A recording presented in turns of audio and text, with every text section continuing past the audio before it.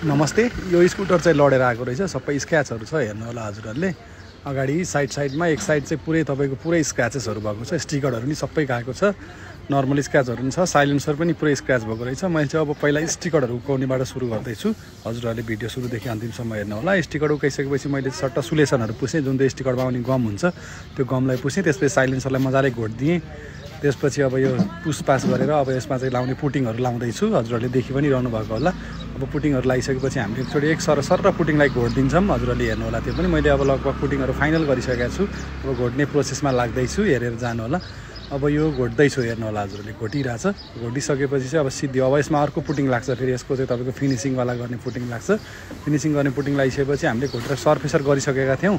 अब direct under coat गर्दैछौँ, यसको भित्री कोट गर्दैछौँ। भित्री कोट गरेपछि चाहिँ फाइनल कोट गरेर प्लास्टिक कोटिङहरु नि गरिसकेका छ। हेर्नु होला है हजुरले, प्लास्टिक कोटिङहरु गरिसकेका छ। अब लगभग कम्प्लिट भइसकेको छ, फिटिङ गर्न मात्रै बाँकी हो। हजुरहरुले हेर्नु होला कस्तो भएको छ भिडियो। अब यो प्लास्टिकहरु मैले सबै उकाइदिइसकेको छु। हजुरहरुले हेर्नु होला, प्लास्टिकहरु सबै उकाइसकेपछि चाहिँ अब कम्प्लिटली रेडी भयो। कस्तो भयो होला स्कुटर, एकचोटी हेर्नु त है, राम्रो भएको छ है। हजुरहरुको नि स्क्रैचहरु भएको छ, डेन्ट पेन्ट गर्नुपर्ने छ भने कन्ट्याक्ट गर्नु होला। धन्यवाद।